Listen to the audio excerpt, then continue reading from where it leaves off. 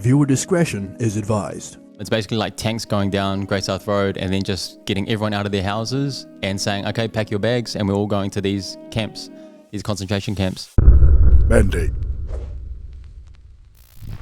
Welcome to Mandate, where we navigate fresh perspectives and nothing's off the table. Tonight's guest hails all the way from Manarua, Rewa Hard, and Tamaki Makoto. He is the proud owner of the Satay Noodle House, dine-in and takeaway. And through his entrepreneurship mindset, he's taken his business to a whole new level via social media platforms using his wits, honesty, his storytelling, but also his hard work. Please give it up for our Cambodian brother, the king of Satay Noodles, Bun Thank you. Bro. What an intro. Thank you, bro. Grateful. Didn't see that one coming, bro. Hey, Mose. Hey, man. Thank you so much. Thank you so much for coming out. Pleasure is mine. Thank you for your guys' time. Yep. Oh, Thank man. you. Thank you, bro.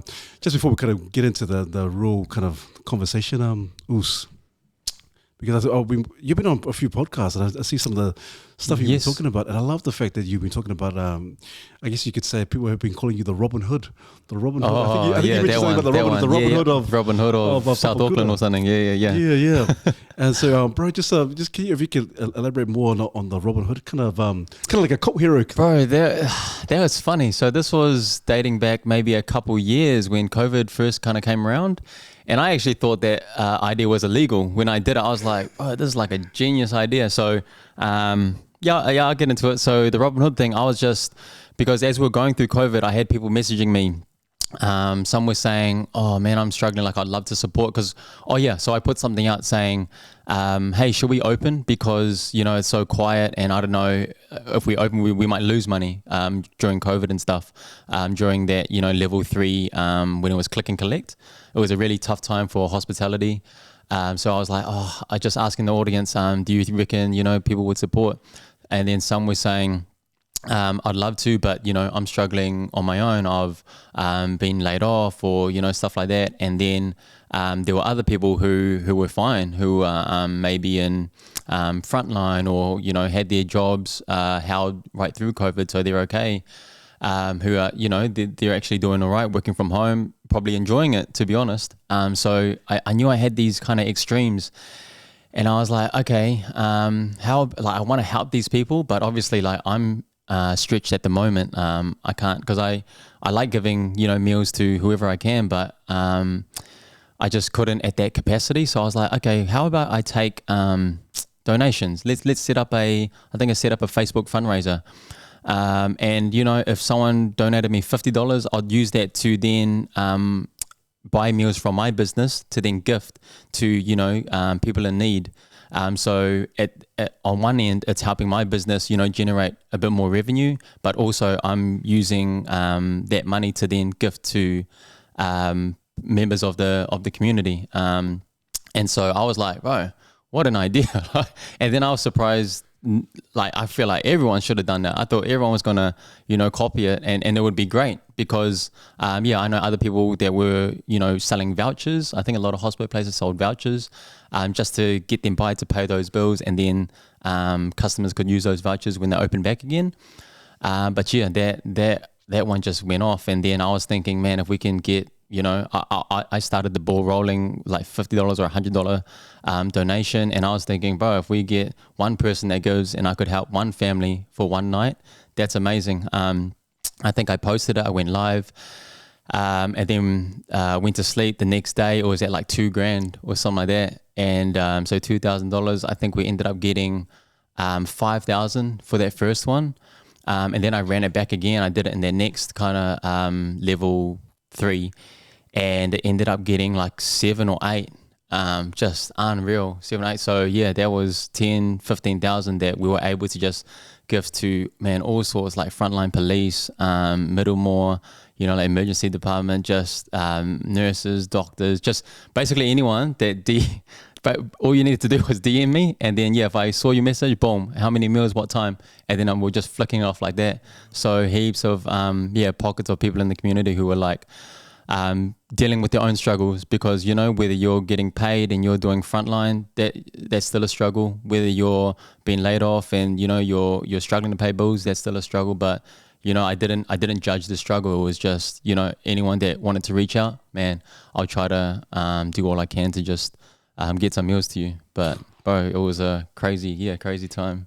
Man, this is all throughout lockdown age. Just Pretty much, lockdown. yes, yeah. And so, Yeah. and the thing is, like, I love that you said you didn't judge anyone. And just because you don't know from above. So if they're lying or telling the truth, but hey, you just went along and just if you need this amount of food and just take it. Or even like the police one. So when I did that post, people were like, they're not struggling, and so like you obviously get a bit of like comments like that. But again, hey, I think when you're giving or when you're genuinely or just kindness and giving, bro, you don't think about who it's going to or something like that. It's the gesture of just giving, because you're not thinking about, bro, if I thought about strategically who I'm trying to give to, I would never be able to give that, those many meals, or you'd never get it right. There'll always be someone who's going to say things like that, I think. Man, awesome, man, awesome. That's mean. That's awesome, eh? Well, where does that heart to give or that heart of generosity come from? I think gratitude. Yeah, I think just feeling lucky, just feeling grateful to be here. I'm grateful for opportunities here, and that stems from upbringing, from family story. Just bro, lucky to be in New Zealand. Lucky to.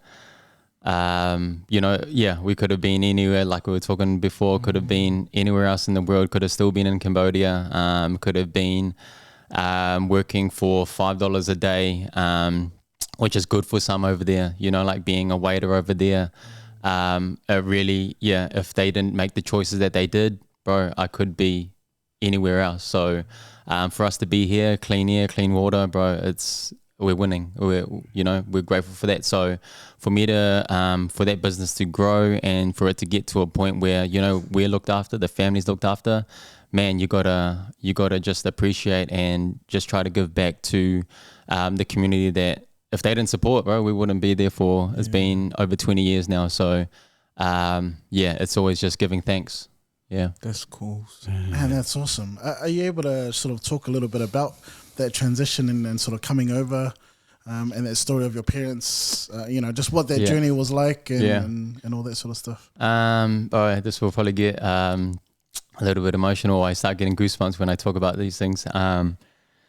But so I was born here, so it wasn't my decisions or anything like that. I wasn't even thought about. But it was the whole, long story short, but the whole Khmer Rouge, so it was like a whole civil kind of war where Cambodians were just fighting amongst themselves. Like we had a dictator that took over the whole country and then killed about a third of the population. And their population was something like 12 mil or something like that. So I think my stats could be wrong, but anyway, like a lot of people died. But it's basically like, so we've got a country of 5 million at the moment. It's basically like tanks going down Great South Road and then just getting everyone out of their houses and saying, okay, pack your bags, and we're all going to these camps, these concentration camps. And if you were forced to work like manual labor, agriculture, anyone educated was slaughtered. So teachers, anyone involved in government, were just taken away because they wanted everyone to be just workers, and that's how because they didn't want anyone pushing back. They didn't want any smart people. So killed a bunch of people. A lot of people had to lie. But people saw people dying. Like their friends getting taken away, never coming back. And that lasted for 2-3 years. So mum and dad were in those camps, moving around, getting pushed around, just working. Mum had to steal rice, just because she was that desperate. She was going to die of starvation, so she had to overnight. She's trying to just steal rice from the baddies. Lack of a better word, so risking her life just to try to get some, because most people died from starvation and just overworked, hunger. But anyway, survived all of that. That's one part, and then managed to get out of that and then jump around different refugee camps, and even that was a challenge in itself. Going overnight, through jungle and stuff like that, being held at knife point because there's robbers, knowing that people are going through, so they take all your gold, take all your jewelry, all your possessions, but you're doing it all for an opportunity, because your current environment or your current situation is just it's dire. So you're forced to, like, what are your options? They're just trying to get out. They're just trying to search for anything, search for a better opportunity. So that was that. And then so I think they were at this refugee camp in Thailand. There's a photo in our shop, a big family kind of portrait, and that's of them in front of their refugee in front of their house. And they got nothing. It's just raw. It's just, I love that photo. Mum and dad, dad's a bit embarrassed, but with him and his pride. But I just love, because that just tells me, that just reminds me every day I go to mahi. It's just that's where they started. That's where it all started. Just keeps me grounded. But yeah, I think that's just really important reminder for me. But yeah, in the camp, they then had an opening for New Zealand. Hey, I don't know how this works out, like the little intricacies, but they had an opening for New Zealand, but they could only take 6 of them or something like that. But dad's siblings, there's like 5 of them and their kids. So he was like, okay, he's the oldest, so he's going to take New Zealand. The rest end up going to America, Boston. So they split up. Because there was only an opening for 6, mum and dad had 5 children at the time. He left his 2 eldest kids with his brothers and sisters, and they ended up going to America, grew up in America, did university. They were probably 7, 8, 9 at the time, my oldest brother and older sister.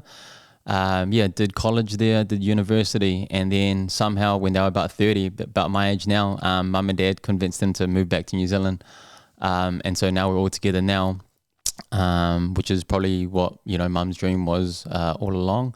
But yeah, bro, don't know how you make those decisions to split up your family, because not knowing what's going to happen, bro. Don't even know where New Zealanders, don't know when they got off the plane, like that's the first time they felt cold. First time they didn't know they thought goosebumps, like they were going to die, like they've never experienced anything like that. So yeah, a whole new world with nothing in their pockets, just the clothes on their back, couldn't even speak the language.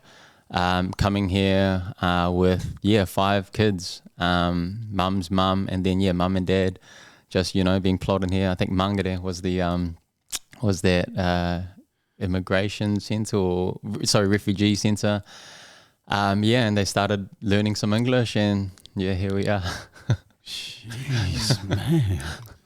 Wow, that was like a movie. It's a movie, bro.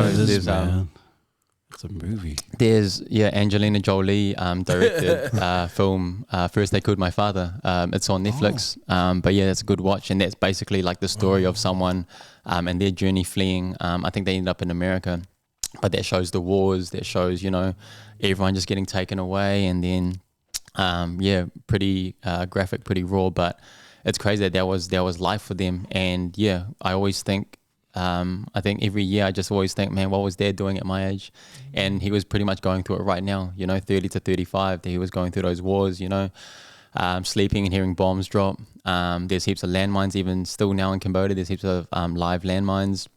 But just hearing bombs drop, seeing people taken away, screaming. And this was that's my dad. It's not like we're talking about a few generations. This literally like 1970, 1960, 75, something like that.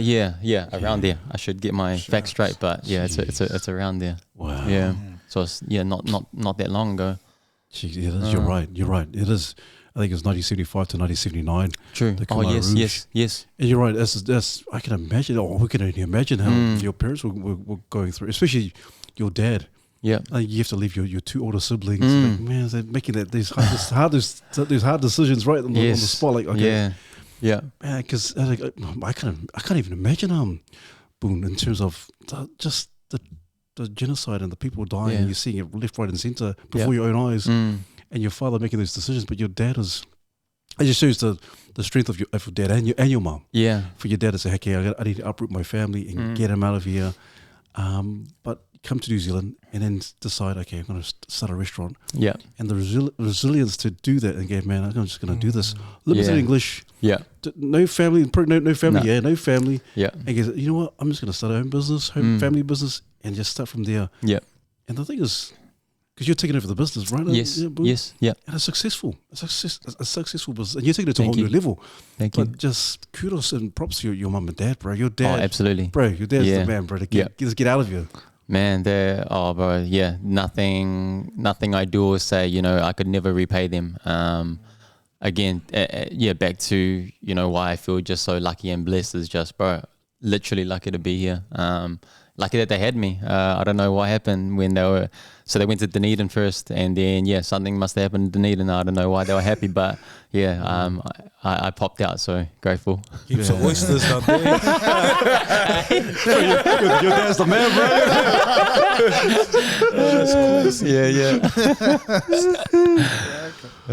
So, what's the story of how your parents started up the restaurant? So it took them a while. It's not like they came here and they decided, oh yeah, we'll open up a restaurant. They were, man, when they got here, they were working. Dad was doing bakery job and then would come home and sew till like late at night. He would sleep 3 or 4 hours, because bakery gets up like 3 a.m. And then, mum was just full-time sewing. Look, the kids just looked after themselves, it's like that. And then I think we did a trip to Cambodia and we met up with my auntie, so dad's siblings. And I think this is the story. Bit of dad's ego, but they were like paying for stuff in Cambodia. They were kind of, I think they had businesses in America.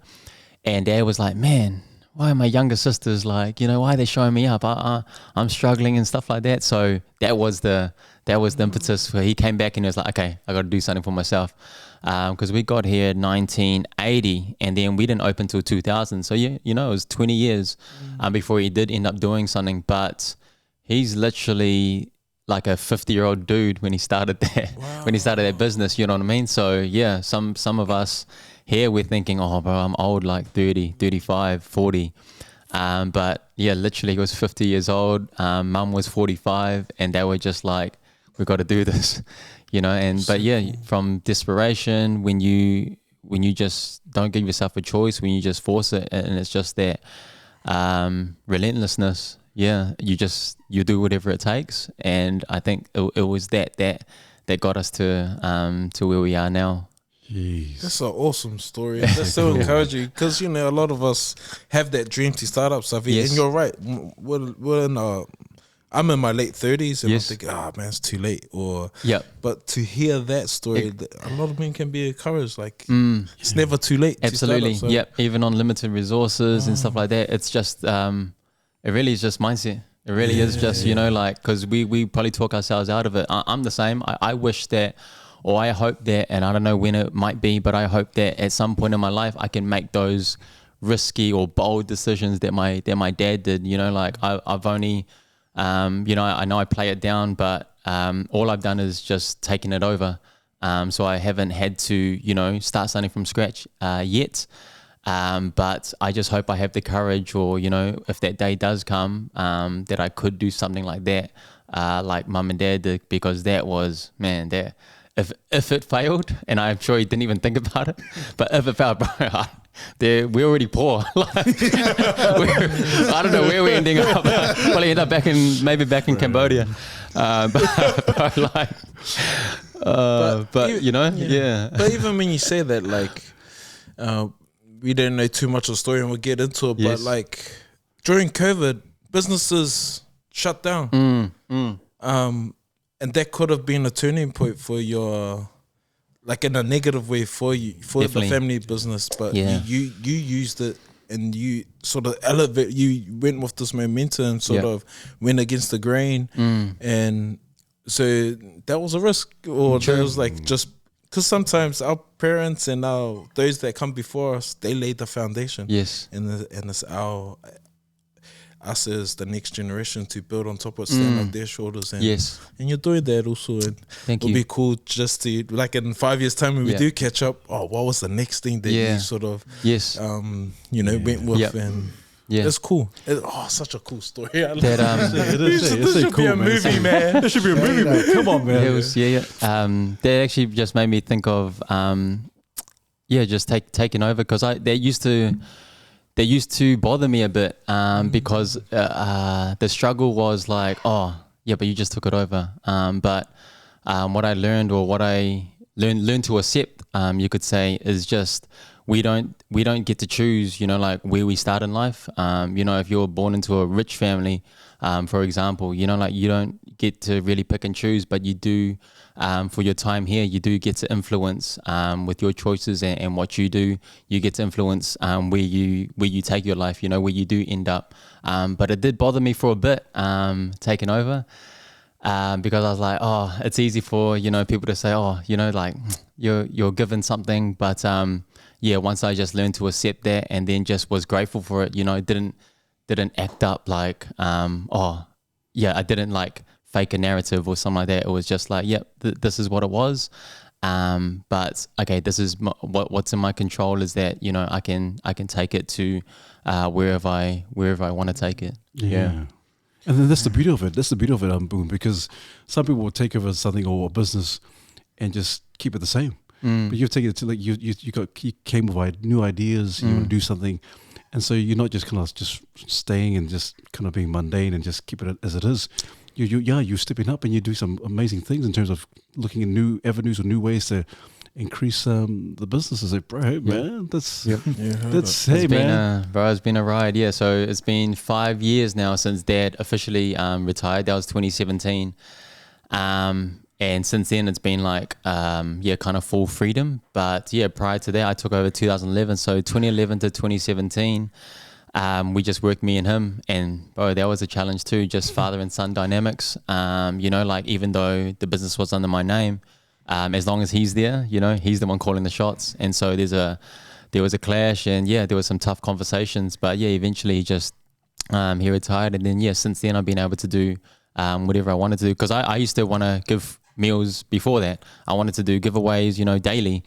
And I'll be like, okay, because he was the cook, right? So I'm like, okay, we're cooking like $100 of free feeds for now. And he's like, I ain't doing that. Like, what's this for? Like, where's the ROI? Where's the return on investment? But I just, all of that kind of brand building is all long term. I can't show him, the short term. Like, it is a loss in the short term, but it's just something that I want to do from the heart.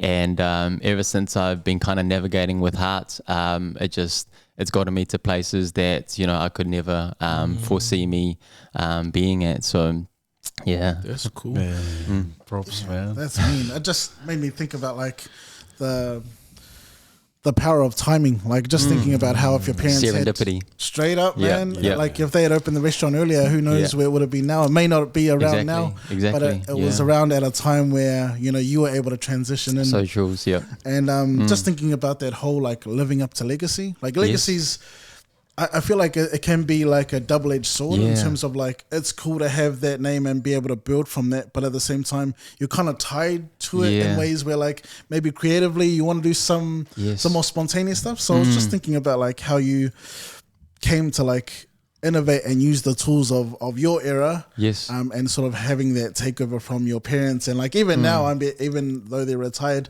they must still have, like, some opinions on stuff, like, regarding the business. Absolutely. And sort of thing. What's that like, bro? All along, because they started following me, and I was like, you shouldn't follow me, man. You don't want to see what I'm doing to your business.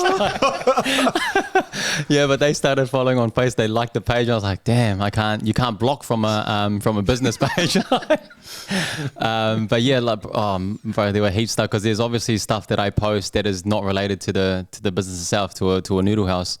And Mum's like, why are you talking about that? Why are you sharing that? Why are you crying for? Why are you complaining about this? Anyway, but then, a couple years later, when I was able to get her on TV for the project, she wasn't complaining about that. But no, back to the question. Sorry. I think we had to evolve with the times, right? 2017, we didn't have any social media for the shop. We had never spent $1 on marketing.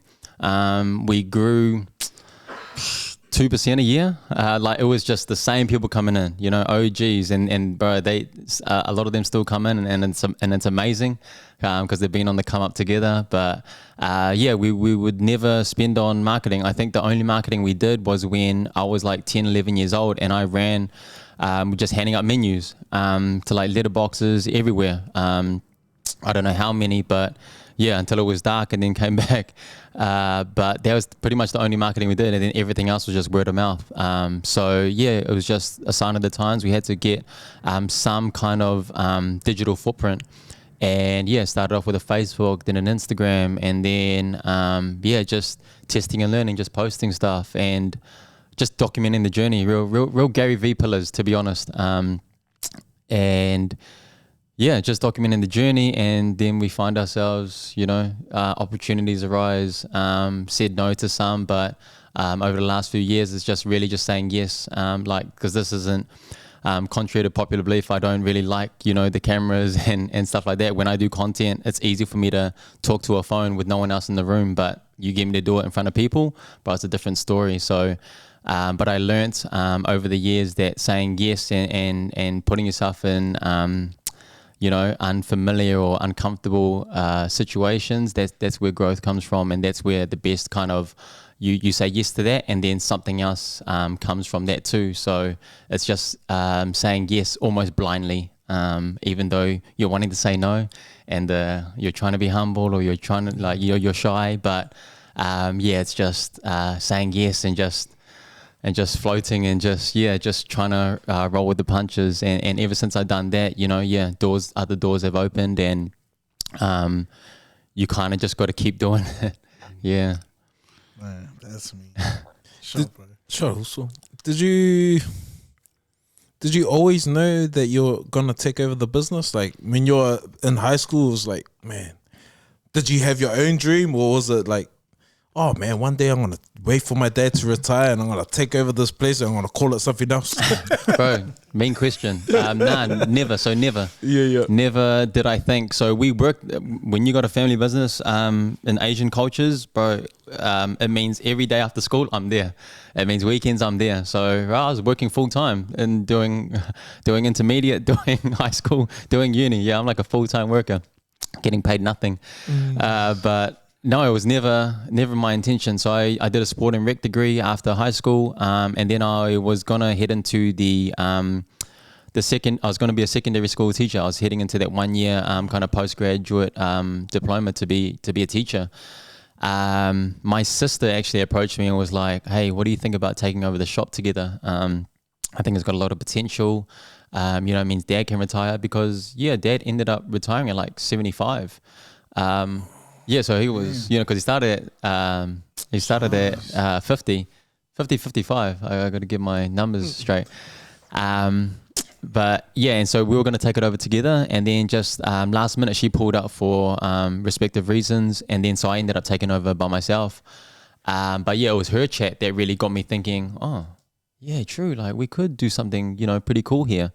But no, never at uni, never thought that I would take it over. Like that was their thing. I was fully heading into teaching, and I did not think I was gonna take it over at all. Man. Yeah. Because you know, you talk about Asian communities, yes, and because we all, you know, all our locals, we love our fish and chip shop over there, and we see the youngsters working there. Yes, but I'm wondering, like, what's that like as a child when you're amongst your peers and when you're watching all the other youngsters doing their thing? Like, what's that like for you? I think it's almost like you don't know anything else. Okay. It's almost like you didn't get to experience that life. Yeah. Were you resentful for it, or? Nah. Okay, cool. For some reason, yeah. But that's a very like natural way to feel, right? But no, like we would go to school on Mondays. They'll talk about the parties they went to, and I went to work. Like they're like, well, what'd you get up to? I was like, bro, I just worked. Like, I went to work. Didn't know anything better. But didn't feel like I think that was just life. They forced me that hard to feel like I didn't have a choice. They used me that hard. They didn't want to employ anyone that hard to just continue using their children like that. But look at the fruits of it, man. Because like you absolutely. You obviously you're very hardworking, bro, and just work ethic. Your absolutely, work ethic is amazing. Yeah. And so you're used to pressure. You're used to kind of the hard yards and the long hours. Yeah. In terms of longevity, like man, look at that. And so this kind of worked on your favor. Definitely, there's always a good side to it, right? Yeah. Yes. Yeah, man. So your sister set you up, eh? Basically, yeah. She probably had to play those. What's up, good on it, man. That's good. Yeah. Oh, bro. So little Eli will be working up this whole week. Right, I took him in. So he came in for his first visit. I think a couple of weeks ago. Yeah, but man, I was trying to get him to do stuff, but he's just crying the whole time. Can't take this order. He's bro. He's awesome. That's a whole nother I was just about to ask, man. Let's tangent into some of that. Yes. What that journey's been like. Eli's what 8 weeks. Yeah, 8 weeks? eight and a half weeks. Yeah. Bro, just all new learnings, all new challenges, all a new life. It's almost like a new life, bro. Like your life before, not forgotten, but it's totally different because. Yeah, like everything that you're doing before, you still kind of got to do it, but you've now got a living living child that you need to tend to, you need to look after, you need to nurture. So that requires time, that requires patience, that requires so many things. So we named him Eli because we felt like what did Eli mean? To elevate, and we just feel like he's going to elevate us into better people. He's already taught us so much in terms of patience, in terms of understanding growth. Hopefully he'll continue to mold us and teach us to grow and develop. Yeah, but for a whole nother journey. Parenthood, fatherhood, yeah. Well, tell us something, Bun, because obviously when you get married, you have your wife. Yes. Oh, that's a whole new journey, whole new chapter. You love your wife and all that, and just amazing. And then when you have a child, it's like, man, it is. I don't know, and brothers, you can speak on this as well. Yeah, it just takes you to a whole new level in terms of it's no longer about me anymore. It's about this child. It's about this young being now. Yes. So obviously we have to kind of treat with our kids and just kind of do the best we can as parents, and there's no guide or manual in terms of raising kids. In terms of you and how you were raised, what are some of the things that you want to influence or implement in your young man when he gets a bit older? Have you got any thoughts already, or just and it's funny because I had points of view before he came along. I was like, man, I'm gonna my kid's gonna have nothing, because we had nothing, and we turned out great. You learn gratitude, you learn perspective. I don't want them to be spoiled, all these things. But when they're here, bro, it's changing. What do you want? What do you want? What do you need? Bro. What do you want? So it's totally different when they're here. But hey, I still don't know how he's still so little. But I hope that. And even for myself personally, I don't know, because I was born here. I don't know how I learned gratitude and perspective, having been the most spoiled in the family, the youngest, grew up here compared to in the village getting nothing. I don't know how I learned that, but if I could somehow instill that into him, that'll be great. But the way we're going, I don't know. Oh, bro. Yeah, I think it's just as you're asking the question and you're navigating this new Space.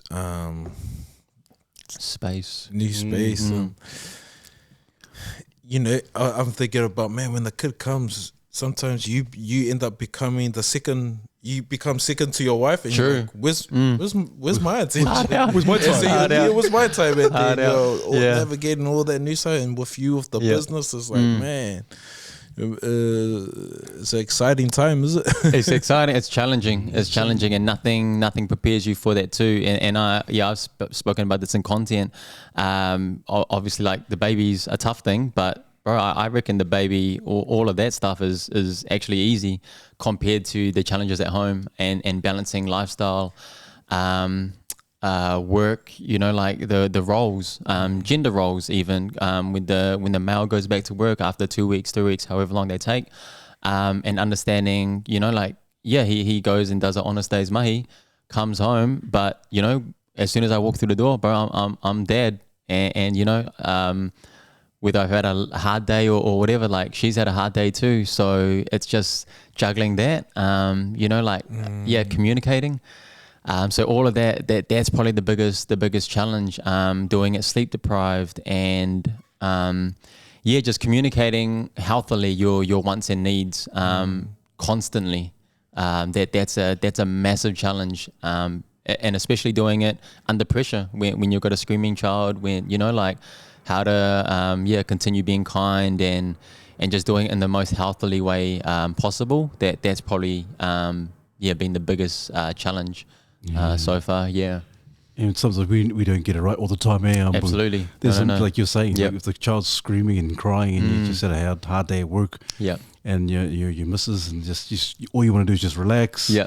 just not think Exactly. about work, and just you're juggling all these thoughts in your mind mentally. And sometimes we kind of we snap or we lash out at our wives. Or, True. Yep. And Yep. so Can happen. Yes. yeah, it can. And so how do you? What do you do? And so like you said communication, but what do you do personally to just kind of stay focused and be in that kind of happy space with that positive mindset? I'm glad that since Son's been here, when he's crying, I just smile. Like I'm just feel blessed and fortunate to have created a healthy being, and so I'm just enjoying being present. Oh yeah, that's one thing that he's taught me is to be present. Normally we go through life when we're thinking about the next day or for hospitality, I'm always thinking, okay, what are we short on? What do I need to get for the next day? Or like what's happening next week? Who's on, who's off, roster, stuff like that. But yeah, what Eli's taught me is, when I'm home, I'm home. And it's because he knows, I think the newborn, the baby feels it. And so like there's been moments where I'm trying to settle him, but my mind's on something else, or I'm on my phone and I'm talking to staff about something or doing content or something like that. And that's when he's going to be like screaming more or being more unsettled. And so it's like, okay, the only time it works is when I'm just full attention to him. And so that's what it's taught me. It's like, okay, so whenever I'm dealing with him, I got to be like fully attentive. And then the great thing too is like when I'm fully attentive with him and I've done my part, done my role at home, and then when I go to work, I just feel like, okay, I got to be fully present here too, because I can't be thinking about what's at home because my time at work is now limited as well. So I need to be so productive there. And get everything I need to be done there. So yeah, that's one thing that it's taught me is just be present wherever you are, and I think that's a great thing. That's something I hope that I can hold onto going forward too. It's awesome. Yeah. Man. Oh man, well said, bro. Well said. Man, that's crazy. It's sort of just made me think about that period when the babies first come and everything's just so full on, everything's just 100 miles an hour. Yes. And I remember there was a bit of me when I first had my daughter that thought, some of my own personal problems, like I hadn't really conquered some of those demons yet. And so when I had my first child, my daughter came along, I thought, I have something to live for now. And typically when it's yourself, you can let things slide and you're like, it only affects me, so Yes. it's all good. But having that child in your life and making you think like, now it's more than just myself. It made me think about like, what are some of the things that maybe, because the fact was that my daughter wasn't enough for me to just overcome my problems magically. Those problems were still there and I still had to deal with them. Yes. So what were some of the things that maybe, I don't know, might have been preconceptions, misconceptions, but things that maybe you didn't deal with before you had baby and now it's, you kind of are forced to face some of these demons or some of these things. Yes. None kind of spring to mind, to be honest. No demons. No. Dealt with them all. No. But to be honest, like there's just been a lot of internal work, I think, over the last kind of 3-4 years, to be, perfectly honest, not saying that I don't struggle or anything like that. But like Dad always says, and I don't know if this is common amongst but traditional Asian parents, like, man, you should have had him earlier. I'm 33. It's like, why didn't you have him earlier? See, like, look at so and so. Now he's like your age, and look at his kid, massive. But I'm glad that I didn't have him earlier, because I wouldn't be as patient. I wouldn't be as grounded. I wouldn't be, all these things that make all of these qualities that I know I've worked on and I've learned now. I wouldn't be able to raise him the way that I can raise him now. And I'm not saying I'm doing an amazing job now, or, I don't lose it at times, but I'm better than I knew, like, if I had him 5 years ago. So yeah, I just feel like back to serendipity, everything happens when it's meant to happen. And yeah, like him being here now, I just feel like I'm in the best space to healthily raise him to the best that I can do right now. But to your question itself, yeah, nothing really comes to mind. Sorry. All yeah, good. Yeah. The other thing I was curious about was just now that you've got your own, your own son. I wonder if like your father at a time was like, I want to pass the restaurant down to one of my kids. Is that a thought that's sort of entered your mind in terms of the business? Nah, not at all. I joke about it. I'm like, here's the next owner, but no, I would never groom him to be whatever. He can do whatever he wants to do. Back to, society's views on like success and stuff like that. I just hope he finds what he's passionate about, finds what gives him purpose, and I just hope he's happy. If I can just facilitate that, then all good, whether that's through the shop, or whether even the shop's even still there when he's, I don't know, of age. Who knows? But yeah, it's just exciting to see, where I think that's a really exciting part of being a father, right? Just seeing where they end up, or kind of what roads they take, and that's a beautiful part of it. One that I haven't thought about too much, to be honest, because he's just again back to being present. I don't think too far ahead. I'm just focusing on a day, and then just seeing, man, he grew since yesterday, and but haven't thought about giving it to him or anything. Awesome. Yeah. And you bring a good point, Bun, in terms of being present. I think sometimes we fail as men, and even as fathers. Yes. We can be, after a long day's work, come home, we want to relax, and our poor wives were talking to us, but we're not there. True. And so, in terms of just being present, because we can be elsewhere. And you hear for some kids and for some men out there, like, oh man, dad was home, but dad wasn't home. You know what I mean? True. And so was there ever a time when like you're in the business, you're in the thick of things, that you feel like, man, I'm here cooking with dad, but dad's not here? True. I probably felt more that like I wasn't there. There was a period, so me and my missus did distance, long distance relationship from 2011 to like 2015. So when I took over from dad, and I was doing 80 hours a week, but she was living in Australia, I was living here, bro, and those were like the worst years of my life in terms of like, they say like the worst pain you'll feel is heart pain, like heartbreak, right? So that was like 5 years of heartbreak, like just loving someone who you're not together with physically. But I don't know how I got through those years, to be honest. I was just not present. People that if you came into the shop from 2011 to 2015, man, that was just the front. I was just, my mind was always elsewhere. I was always like, on my phone, just messaging her. But that was just the first thoughts that came to mind. In terms of dad, not really being there. Dad was, we spent so much time together. Literally like 10, 11 hours a day, 7 days a week, we're just working together. So no, he was always accessible to me. But pros and cons. He taught me, amazing things, but I also try to catch myself, him going through a communist regime. He treats staff like a dictator, like he micromanages everyone. And so sometimes I catch myself because, the only way I I deal with people is how I've been dealt with sometimes. And so if I've been dealt that way, yeah, I catch myself like, oh man, I sound like dad. Or, you know, sometimes the missus will tell me like, oh man, you're being a bit of dad, respectfully. And so, you know, I got to catch myself. But yeah, no, we spent a lot of time together, and no, he was definitely present. Oh, man, props to Mr. Leng, senior, man. Props to him, man. It's amazing what he went through. And like a lot of people have traumatic from some of the PTSD from some of the stuff that they had gone through. And like had you witnessed any of that?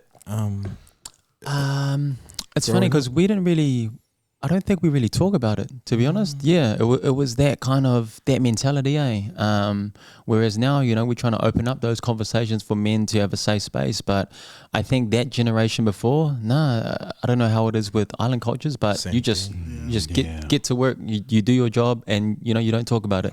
If you're struggling, you just, you know, you keep pushing through. So he taught me a lot of that, back to work ethic, you know. But yeah, in terms of the trauma or anything like that, we it's not something we really speak about. Mum is probably a bit more, her EQ, her emotional intelligence is probably a bit higher, so she gets into it, and she likes sharing those stories, and you know, it does add a bit of perspective, or just to know like, damn, like that, like you really lived that. Yeah, it just makes you that much more grateful. But yeah, they didn't really talk too much about it, and yeah, so that they just, again, he taught me a lot of great things, but in terms of you know, emotionally, I think that's where I'm blessed to have a mother that you know, showed me that side, that kind of softer side. And then also I grew up with two sisters, my two sisters, so I think that's why I grew up real sensitive, and that's probably why I pulled out last Tuesday. Well, let's talk about last Tuesday. Sorry, brothers. But I think there's something cool to talk about, because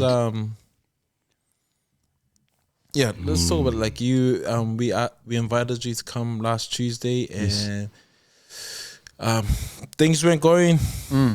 Things weren't great that day for you. And, they weren't in harmony. And and so, what was the pressure like for you in terms of like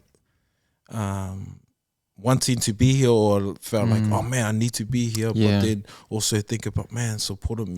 I don't want to be fake. I want to make sure that I'm all good. Like, what was some of the stuff you were going through? Yeah, so I'm someone who just wears my heart on my sleeve. I think a big part of me being happy or seeking happiness, fulfillment over the last kind of 2, 3, 4, 5 years is just being able to, every time I go to work, I've never dreaded it, and I can just be however I'm feeling. You know, going into, I don't know what going into an office or corporate world is like, but I, no disrespect, but I know, like, I couldn't assume, like, putting on a suit, bro, you're already putting on a front, you walk in, and whatever you're going through, you kind of got to leave it at the door. You got to, you know, say hi, you got to smile, you got to do all of that. But me going to work, maybe because I work for myself, hey, if I'm sad, I'm going to be down, and you're going to get a bit, you know, less service from me, and that's just natural. But when I'm happy, when I'm good, hey, you're gonna get the best. But I've never had to fake it, and I'll tell them, oh man, you know, I'm not feeling it today. But luckily, you know, I haven't been to those kind of depths where, you know, it's been really bad. But sorry, what was the back to the question? But last Tuesday, last Tuesday, what was, you know, some unpacking some. Got it. Yeah. Heart on my sleeve. So and so last Tuesday, I was just going through some stuff. Had a little episode during the day, and I knew I could still come. Obviously, you know, like males, we all have a push through function. We all have that button where it's just like, bro, it's all good. We can do it. Let's go. But I had to just sit in my thoughts for a bit, and I didn't want to let you guys down, but, you know, I had to be kind of true to myself, but I had to ask I just had to ask for permission. Hey, is it okay? Because I am struggling, and I know I can still come in and have the chat, but I know like my mind's elsewhere. I know I'm not fully 100% present. And so I just wanted to run that past you guys, and then thank you so much for being understanding. But I just had to just be true to yourself and have those conversations with yourself first before you're having conversations with others. Jeez. We totally respect that. Also, man. that's why Thank I you. really, I guess as a team, we're super grateful that you felt comfortable to reach out like that. Thank you. And we could totally understand because shucks, Thank you. we all are fathers. We all Yes. we all go through us roller coasters of Yes. emotions, and who are we as a Mandate crew if we're going, nah, just get it, or we'll be like, nah, they come on at all. But this is like, we value our guests, Yes. and we value our men, that we want to champion you, and when you're ready, it's all on you. Like, Thank you. And Yeah. I think that's something we need to normalize as a society. It's true, man. Absolutely. Yes. And I like that you touched on that sort of push through function, because you're right. There's days We where all it's do. like, man, Yeah. today you're just not feeling it. Yeah. But gotta go. So you sort of Yes. push yourself through it. And I was curious about like your sort of thoughts on how that can sometimes be. There's times where like sometimes you have to, Yeah. Yes. and it can be a good And it's a thing. benefit, It saves yes. you. Yeah. But then there's the flip side of like sometimes that can be a barrier. And I was curious Yeah. to get your thoughts in Yeah. terms of as men, how Definitely. that can be sort of a double-edged sword. Definitely. I think sometimes if the more you push through, sometimes the more you lose yourself. The less you are true to yourself, the more you're just like, oh no, just keep going. All of a sudden, you just feel lost. You've been pushing through, bro, grinding, whatever, at the expense of not being centered, at the expense of your inner health, your emotional peace of mind. If you just keep pushing at the expense of that, bro, you will find yourself like just lost, and you're like, man, what have I been doing? So it's just so, I think, it's just so important to just check in with yourself constantly, daily, and I think that's something that I've been able to do just. And I'm glad and I'm grateful that I've been able to do that, or been in a space where I can always just have a bit of me time, because that's something that's really important. Even with Eli here, there are moments where I do need just some time for myself, just to I'm big on just recentering yourself, just constantly. Success for me is just always being where I want to be at pretty much every point, and or if you're not, just having the ability to change your circumstance, or change your environment to be where you want to be. That's if you're always existing, living, being present where you want to be, then bro, you're gonna be happy, and that's everything. That's success. Yeah. It's awesome. Depending on because we kind of get your point of view in terms of pushing yourself, and you're probably right. And you're right. Usos, you can push yourself depending on the purpose, depending on what it is, the situation, and you can be pushing yourself to the brink of insanity. Sometimes, Definitely. like you're saying, you lose yourself. Yeah.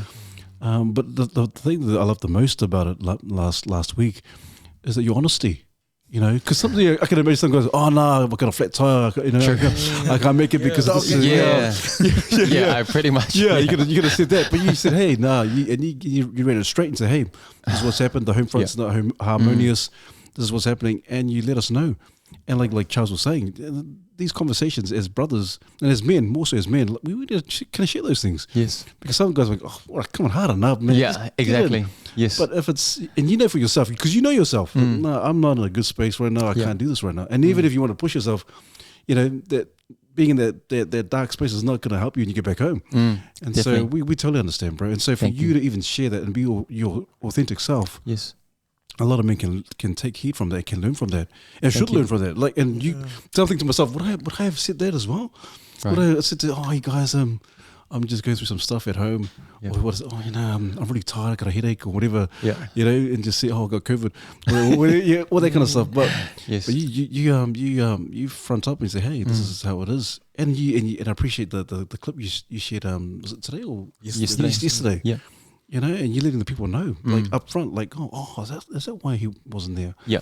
And so they wouldn't have a clue. What is he talking about? And True. so for you to share that. It's actually, I actually don't think too much about it. Also, I just document back to, and that's what I've done. That's how I've used. I haven't created content. I've really just spoken whatever I'm going through.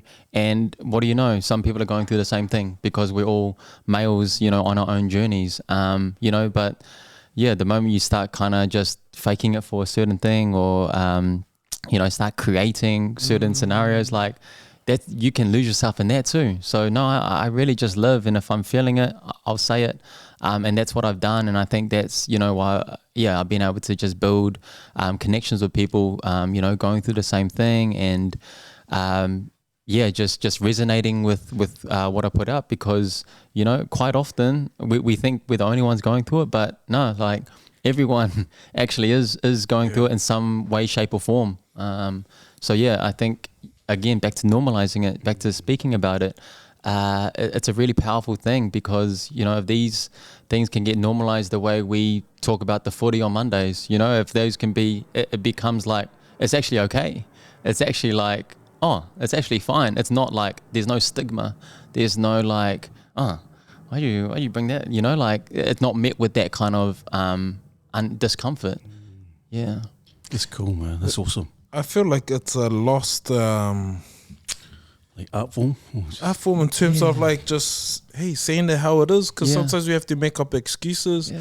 and then when you constantly do that, you become that guy like, I know he's lying. You know what I mean? exactly. It's the way Yeah. you did. There was no judgment. Yeah. Like Yeah, there's yeah. no judgment. So I think that's something else we need to keep on normalizing. Yeah. Just like be upfront. Yes, 'Cause there's- definitely. Just yeah. telling the truth. Yeah. Yeah, it's even more unique in today's age because social media is full of people like showing their best life. Yes, like, yes, yeah, and Share the best, Highlights. the rest. yeah, and I was curious, for someone that's so present online, does it ever either wear on you in different ways in terms of like, do you sometimes get tempted in terms of like going that route in a way and like sort of posting about it and Yeah, it's a tough one because I'm just a normal bro. I just consider myself like a normal dude. But with anything I post, you just got to ask yourself, like, what are you doing it for? Like, are you doing it for you or are you doing it for them?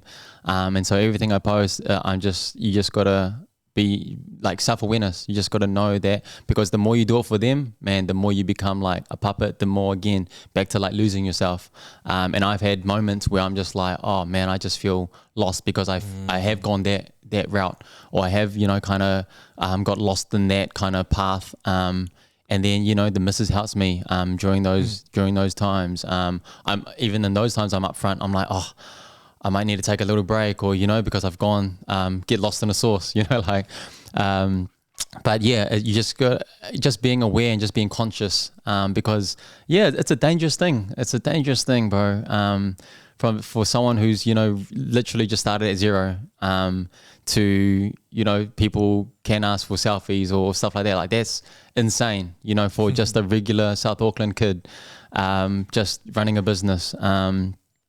You can go that road where you're like, oh man, you start walking a little different. You start start feeling yourself. But man, the more you do that, it's just dangerous. It's very dangerous. So I'm proud of how I've been able to kind of navigate it and just still be just genuinely or authentically like who I was before, and not let it kind of wave me. Just keep your integrity. That's cool. And does it is it sort of, have there been tweaks now that you have a child as well in the mix, like in terms of maybe some of the privacy stuff, what you post and stuff? Yeah, and all that sort of stuff. So the missus just asked like no face shots, so no like she doesn't want, and So she doesn't really want him on social, because there are strangers, or there are, bit of that, and you got to respect, what the missus says. You got to respect it, even though he's equally my child, and I might want to share some things, but again, that's back to that communication thing, back to you're sharing a being. It's not just yours. It's not. It's being considerate of someone else. There probably will be more challenges as he ages. When do we start showing him or stuff like that? I know people that don't show them at all. I know people that show them, every day. So it's just figuring it out. Again, there's no right or wrong. It's just figuring out, what works for you. What are you guys comfortable with? And then just doing that. But for the most part now, I get customers coming in. Man, can you show me a photo? I want to see what it looks like. That's just how we're doing. Even there's pushback, bro. I got messages saying like, "Who do you think you are? What are you, Kardashian? Don't you want to say his name?" And bro, stuff like that. Yeah, prompt, bro. And I'm like, again, call you Michael Jackson yet? like covering his face, bro. Like, and I'm like, man, imagine if I was somebody like, bro, I'm like a nobody, and people like really like invested, or people really like wanted to say those kind of things. But it's a funny world. Yeah. Crazy. Well, that's what they're saying there, Bun, because you are somebody, bro. A lot of people know who you are, and so whether you like it or not, whether you know it or not, you're out there in the forefront. And so I'm just wondering, because I like what you said. You said self-awareness. And I think that's one of the greatest attributes that you're talking about, because sometimes we can just be pulled right, left, right, and center. Social media, we want to do this because of the growth. We want the likes and all that kind of stuff. But it's really cool because it's interesting. I think a lot of men should be, or even I'm talking to myself as well, in terms of being self-aware, being know your surroundings, know where you are, being centered, like you were saying, being centered, and not waver to the voices. Oh, do this, you try this, do that. And that's a massive attribute or characteristic of who you are, and I think that's why you're grounded. Because you said you're the youngest, right? Yes. And sometimes, mostly when you're the youngest, people think, oh, you're the spoilt one. True. But you come across really self-centered, yourself, very confident. Yes. And you're sure about who you are. And I love the fact that you just this is who I am. Like it or leave it. Don't, love it or loathe it. You know. And so I think that's the secret to your success, because you document everything, but it's from the heart, but it's also real. Yep. Thank you. Self-awareness and intent. I think intent is a big one. Like, so when you get those comments, when you get, you might share something, I can't think of an example, but when you get naysayers, when you get all that, like, oh, you posted it for that. If you trust your intent, back to like, before I post it, am I doing this for me? Is it, am I, people can't call you out on it, because as long as you trust it, you're true to yourself. The moment that you start doing it for likes, or you're doing it for that, when someone says that, you're going to start getting rattled, because you're guilty. So in yourself. So it's back to just, I'm lucky that, in my journey, I haven't gone too crazy, or just started doing things for strategically for something. It's just been really just hey, I'm going through it, and my intent is really just to document it, because I'm going through it. And if someone says like, oh, you're doing it for this, or whatever, it's just water off a duck's back, because I know like each you're entitled to your opinion, all good, but I know you can go to sleep, you can rest your head on the pillow at night, all good. But hey, that takes a lot of work too. That's wise. Absolutely. Man. That's some wise words, man. Jeez. Does wifey check you when she knows you're feeling yourself? Definitely. Cool. She's my I always say she's my biggest supporter, but my biggest hater too. Like, in a good way. Like, in a good way. She'll be the first to chime in those hating comments. Keep it grounded. I guess Absolutely. You've learned early the art of listening to the wife. Have to. Happy wife, happy life. Definitely. Some of us Hey, took man. 10, 20 years to learn. Still learning. I'm still learning. Hey, doesn't mean I don't try to test it. You know, Yeah, like there's some days, man. There's some days like, I'm gonna say it. I'm gonna say it. Like, Yeah, there's some days you just say, hey, you know, you're just a hater. You're just a hater. you know why? No, I wear the pants. You can wear the belt. Man, that's crazy. I was gonna ask about anyone who sort of, or like a role models in your life, but also influences on you in terms of social media. Because you're a content creator, like who do you follow, or who do you sort of check out, or who inspires you online? I think, bro, first and foremost, Gary Vee. You guys are familiar with Gary Vee? Yeah. So Gary Vee, I think I discovered him about 2018, which is when I took on social media, and just so much of what I talk about. I think he's literally like my mentor / like big brother / like personal developer. But he doesn't even know who I am. But yeah, just the stuff that he's preached and he's talked about, I basically regurgitate everything he says and say it to my audience, and they're like, "Wow, you're wise. Wow, you're so aware, bro." I'm just like, man, I'm just a puppet man. I'm just a puppet man, but no, he's, you know, I've taken a lot of learnings from him. Just being exposed to a lot of things just from what he's preached, and then also how to run like a small business on social media. Just with his pillars of like kindness. You know, just different ways, refreshing ways to run your business. You know, it's not about the money. It's not about the money as such. You know, it's about finding fulfillment. It's about, you know, all these other things. So yeah, it would be solely pretty much Gary Vee's. Nice. Yeah. Awesome. Yeah. Man. And mandate?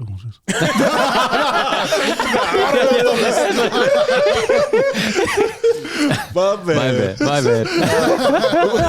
Oos, what do you do for self-care? Because you're self-care. a busy man, you got a kid now, you're trying to Self-care, make your bro. wife still feel like a queen. Well groomed too. Self-care, there's a lot of, well dressed. Yeah, this guy. Self-care, man. There's a lot of avenues I could take this answer, but no. Hey, self-care. Being centered. No, I think having a physical outlet. For me, Fit 60. You guys had Kev and Kev on the show. But yeah, going to his gym. That helps a lot just to have that release. What else in self-care? But bro, just I think, to be honest, just being conscious of your time, and having that space for yourself. I think that's so important. But each to their own. Whatever self-care looks like for you, you just need to give yourself that time to do it. Because when you first said self-care, I was thinking like skin products or whatever. You know, like that's where my mind went. But whatever self-care is, you know, like that's you just got to try to have that time and put your energy into that. Do that with a purpose. Be present, because that's so important. Back to being busy people. You really just gotta have that time for yourself. Because I always look at self-care as a way of you can't pour out to others or serve others if you're living on an empty cup. Yes. So what fills your cup? Absolutely. And everyone's different, and for you, Fit 60s help heaps, and to be honest, skincare products. to be honest, being alone, I think being in my own space for me, like that, bro. I that's just when, you know, like when you're on Tekken or whatever, and your health bar's just going up, bro. Yeah, when I'm by myself, if I was like, people think based on social media, like I'm this like extrovert or, you know, love being around people, but like, and I do. But if that was me all day, every day, bro, I'd feel tired. You know, it's really tiring. So I need time for myself, and that's why I've closed now. We used to do 7 days for years, like a decade, and then I went to 6 days, and then I went to 5 days. But being there on Monday and Tuesday, that's almost like that shop or that escapism. That's my safe space. That's my peace. That's when, you know, I just put on, listen to Mandate, listen to whatever, listen to music, and that's just when I'm just replenishing. That's when I'm just, you know, like filling my cup up to then get into my week. Yeah. So again, and that's just back to self-awareness. What works for you? Love it. Shucks. So you say what? So how often now? Like They listen to Monday. Yeah. Well, yeah, that too. But how often is the Satay Noodle house open up? So to be honest, I consciously have brought the hours down, knowing that I've got a son.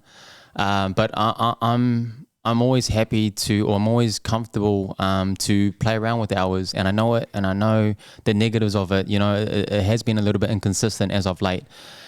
We are closed when, you know, people want to come in. I think, you know, you wanted to come in last night, and I know that can be frustrating. But again, being able to fill up your cup and put yourself first, and then just trusting that process, knowing that if you're then full in yourself, then you can be fully present when you are open for those 30 hours, 40 hours, 50 hours, as opposed to when we're doing 70 and you're getting like half of me, or you're getting someone who would rather be in Melbourne with his missus, or, you know, like just allowing yourself that time. But yeah, these days we open Wednesday to Sunday, mainly nights, but Friday and Saturday is a whole day. But yeah, I just wanted to be around more because I just think life is seasonal. I've spent a long season just putting all my time and energy into that shop. My fiance Jasmine, she had to bear the brunt of it. So many my sacrifices, but man, she sacrificed basically almost living alone. You know, dinners alone, because I'm mainly nights, so she pretty much does dinner alone, like for all these years. So massive sacrifice. So this is almost my season to be present, to you know, give back to her. It's a season of nurturing, a season of, you know, putting relationship, putting family, being a father. And so, yeah, less time and energy has gone into the shop kind of this year. And then, business has dipped a little bit as a result, but I'm aware, and I knew that could be a consequence of, you know, because it's hard to have everything flourishing. It's hard to balance everything, you know, have everything thriving at once. You know, you've only got limited time and energy. But yeah, it's also it's a privileged and luxurious position for me to be able to close a bit more these days too, because before, when we were quiet, we didn't have the luxury, you know, like we had to open, or else if we don't open, bro, we can't pay bills. So, you know, I'm lucky that, you know, I've been able to build it up, being able to grind in that season to then get it to a point where we can close a little bit and have some time for ourselves. And, you know, as long as we can make enough to, you know, provide for our little family, then hey, that's okay. We don't need to, you know, be breaking records all the time, or it's just the season of kind of more family and being home. Yeah, that's wise. Yeah. That's wise, because people might think that's very unorthodox. You know, so, no, you need regardless of you know, the pressures and the quality of time and family, you have to keep pushing. You have to be there every day, every week. But that's very wise, because you say, hey, and you know for yourself, like, okay, regardless of the quantity and how many hours. And you know already, hey, it's the quality of service, the quality of family time, the quality of being with your fiance and your child and your family. It speaks volumes, because I can guarantee you are happy. Eh? You're happy in terms of, I don't know if you do this. For the most part, you're happy, because some people are like, I'm making all this money, business is booming, but I'm miserable. Yeah.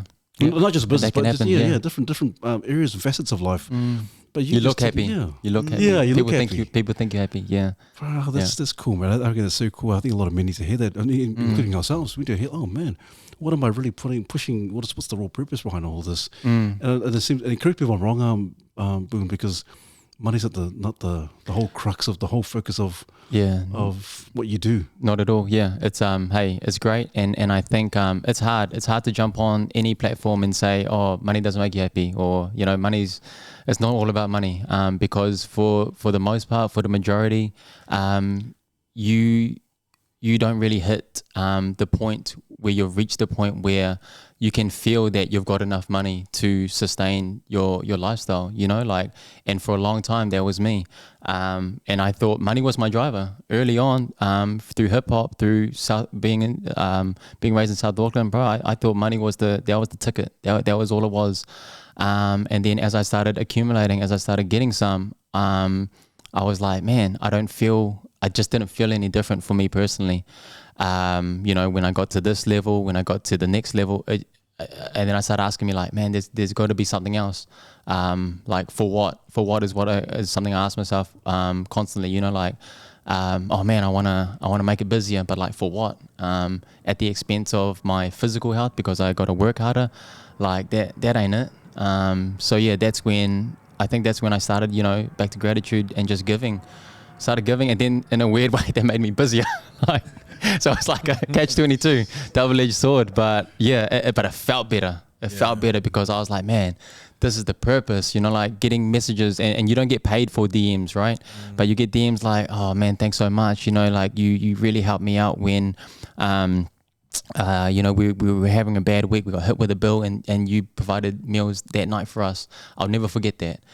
You know, things like that. It's just like, man, like that's so cool that a little place in Papakura, South Auckland, that, you know, we're doing ours, we're looking after our family, but, you know, we're able to influence or just make someone happy. That's cool. That makes you go home like, Mrs. asks like, how was work? That's the story I tell her. Not like, oh man, I'm tired, or, you know, like, yeah, but like that's what I share on social, or so yeah, it's just really added purpose. I don't know how I got on that tangent. No, that's beautiful, man. That's beautiful, man. That's awesome, man.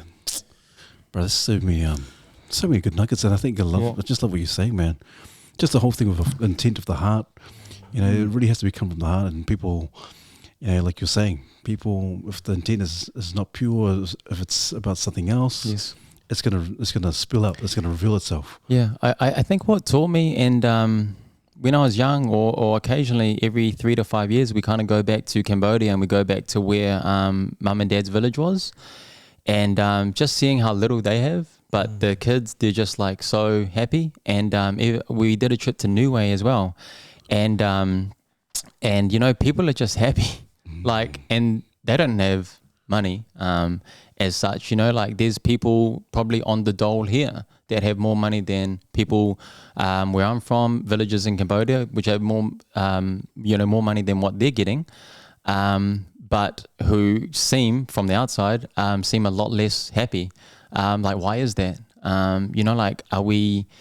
And it opens up a whole different conversation. Like, you know, like, what are we doing here? Are we just conditioned to always like level up, always? And I got nothing against it, you know, like, but that's been a real kind of conundrum for me, is that like, there's always another level you can go to, whether it's business or whatever, but it's like, for what? Like, why? So you can, like, what are you going to do with it? Or what, you know, to buy another car, or, you know, like kind of for what? So yeah, and so we went to Niue, and we wanted to go to this Japanese joint, and it said open from midday, and we're like, yeah, awesome, this is our last day, we're going to go there before we go to the airport. And then midday we rock up, and then we're at the door, and then they're closed, and we're like, man, how can this place be closed? It's like midday, like you said you're going to be open at midday. And then we're calling the number, like nothing. And then someone walked past and was like, oh, you trying to go to that Japanese joint? And like, yeah. And then they're like, oh, sorry, sometimes they just sleep in and they don't want to go to work. And then we're like, you know, the city kids in us, we're like, man, that's not right. Like, we're going to complain, right? Like, hey, you said 12, you're going to be open at 12. But then like the human in you, the humanitarian side is like, man, that's awesome. That's so great that, you know, you have a choice. Imagine if we all had choices to go to work. And that's beautiful. And so like, man, when I saw that, I was like, man, I'm going to go back home and I'm like, never going to open my shop.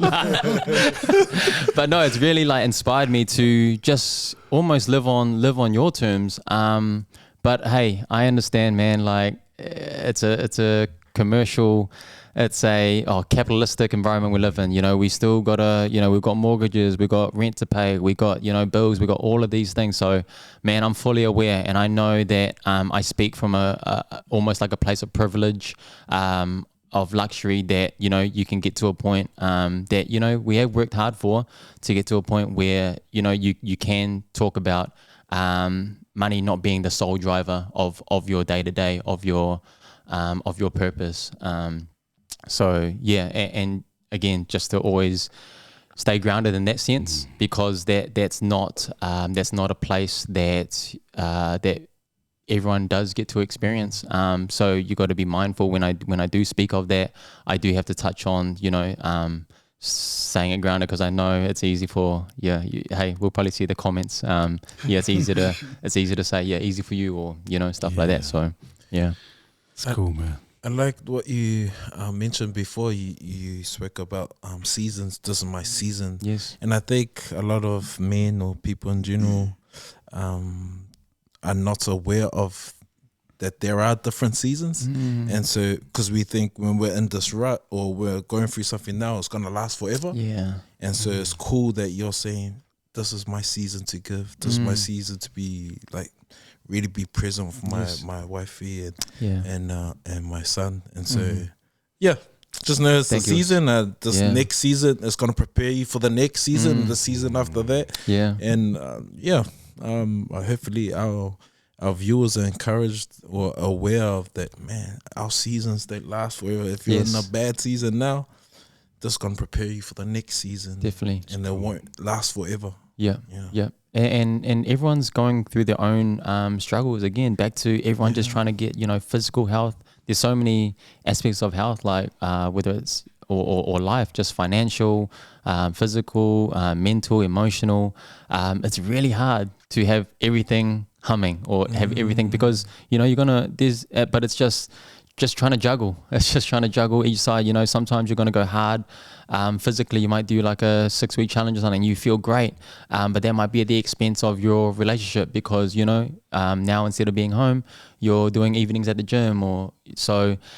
Yeah, it's always just trying to balance and trying to just juggle it. And hey, we're all individually just trying our best to stay balanced. And that's for me, it's just always just trying to stay balanced. If I know I'm been neglecting the missus or something, hey, I got to spend a bit more time there. If if I'm neglecting the shop or something like that, and sales are falling, okay, I gotta put some time and energy into that, and hopefully build it back up. So it's just constant, just trying to stay balanced. It's cool. It's cool, man. It's cool. And sometimes we don't always get it right. Like never. As we're talking about, we're talking about best case scenarios, but man, sometimes when it comes to our wives or our missus, man, we can get it so wrong, and sometimes we learn it the hard way. But then that those lessons, when we learn stuff the hard way, it prepares us for the next time it happens again. Absolutely. Be more intentional with our relationship. So communicating, all learnings, all learnings, just constant learnings. How do you like, just thinking about you've talked a little bit about self-awareness, things like gratitude, and sort of you've mentioned the term being lucky or being blessed. For a lot of our men out there, like, how do you, and I guess this is something to think about in terms of like our own kids, is something I'm thinking about too. And you sort of mentioned it before, when you've come from nothing, but now you have something, and now you've brought this child into the world who now can come into something. You have something to give them. So what are your thoughts on like how men can sort of build that self-awareness within them? Because I think before you can build anything else, you need some self-awareness in terms of to know where you're at, where you've come from, and therefore where you're going. But what are your thoughts on how men can sort of build some self-awareness within themselves? Man, great question. And I don't know what kind of mental exercises I do, or what it is that could, teach you self-awareness. But if there was a course on it, man, there's some money there. I'm thinking of I think Gary Vee said this. He said, like, take let's say 5 closest people to you, and just get them to honestly say, whether they say it anonymously or whatever, but get them to share what they think of you, what kind of person they think you are, and that's kind of an indication on who you are. But that'll point you one direction. But it's really just those conversations with yourself. What do you stand for? Just what's your purpose? What's your passion? What fills you with joy? that's another thing. Just, I know we grind and stuff like that, but what brings you joy? Because for me, like, love to laugh, just love to watch wrestling. That's like escapism. Watch comedy. And that's like, if you get just a bit of that, then like that keeps you going. So yeah, just finding joy in your life. I think sometimes we forget about that too. But yeah, that's a really important part too. But yeah, self-awareness, it's so important, but man, it's a tough one. It's just a lot of internal work, and I don't, at this stage, I don't know, I don't have the ingredients on how to get it right. What do you boys think? Oh man, I would agree in terms of, obviously different circumstances, different environment, different background and upbringing, and so. But I do like what you're saying. I think we, in terms of men, we need to be assured, but more so in terms of identity, but also self-awareness. Yeah. And I like what you said, Jay. You know who you are, know where you're going. And I think some way along the line we've kind of mismatched and all this stuff, confusion, all this mass confusion, all this social media, all that kind of stuff. And it's kind of hard for us to kind of figure out or to navigate, this is who I am. If I'm going this way, people want me to go this way. And I think there's a lot of pull here, left, right, and centre to tell us to be, this is who you need to be. Yeah. But I like what you said, and I think it's very important for the intent of the heart. Yeah. If the heart is about, about something good, something pure, something righteous, I don't think you can go wrong if your heart is in the right place. Yeah. But even that, because sometimes your heart could be saying something. One thing is like to off. True. And so you're right. It's a balance. It's a balance. Well, you Charles, self-awareness. Yeah, I think it comes with time, but then also the intent to want to understand or learn about yourself. Like, I'm still learning about myself and still learning about different personalities, and especially how I took and my wife took. But I think the main thing is, how do you took? And then look, you like the internal work. Yeah. And being aware, and then sort of being confident in your own. Like, I always tell people, just be you, man. Because we've got so many voices, so many influences now that everyone's trying to be something that they're not. And that's tiring. Yeah, exactly. Like, you can tell when people are trying to wear a mask. Yeah. I know when I was like trying to be something that I wasn't, but man, I'm me, like, and it feels better. It feels free. Feel free, and then people like it. They like it, but if they don't, well, hey, I don't need you in my life. I know who's for me. Exactly. And so, but sometimes I have to sort of apologize to people because I'm so me and so confident that you don't realize how much it sort of hurts someone, or like they become envious. Okay, bro, hey, this is me being me. Yeah. Whatever I say, take it like a fish. You take the flesh and spit out the bones, and God loves you for you. Just be you, man. God created you, and we're all different. But yeah, sort of just embracing yourself. Yeah, we're still waiting for the apology, but it's all right. I'm on the season where I just don't care. I'm sorry, Reels. This also, bro. This also. I think what came to mind was like hardship. I think when we go through hardships in life, and everyone will face them in, different, unique ways suited to us. All of those hardships, I think, are opportunities to reflect. And so if we take the time to reflect, we'll start to notice patterns. And then we start to deduce things about ourselves, I think. Common themes that happen throughout how we react to hardship and trials and tribulation, all that sort of stuff, I think helps us recognize patterns about ourselves that maybe we don't know consciously. So, there's a saying that I love. I try really hard to, whenever anyone asks me what my motto is, I always say, look for the lesson. And I just really believe that in every interaction, every hardship or trial, that there is something for us to learn. Definitely. Like, we can't learn it all at once, but maybe we can pick out one nugget about ourselves. Cool. That's so spot on, man. Also, like the lived experience, hey brothers, the lived experience, the things that we go through, the day-to-day battles that we go through. And I like what you said as well, Charles. It's being able to be teachable. You go through some stuff and I don't care. I just do whatever. I just keep go through the same road, and it's just expecting something new to happen, but or change to happen. But it's about being teachable, and even when and even just admitting, hey, I got it wrong. Yeah. All good. That's all cool. But man. Listen to that wife. She knows you best. Rule number one. Nah, I'm only saying that because she's watching. But Buna, because I'm just wondering, because obviously you're the owner of the Satay Noodle House. Yes. And you've taken it to social media platforms, all that kind of stuff, and you're doing some awesome stuff, real good stuff.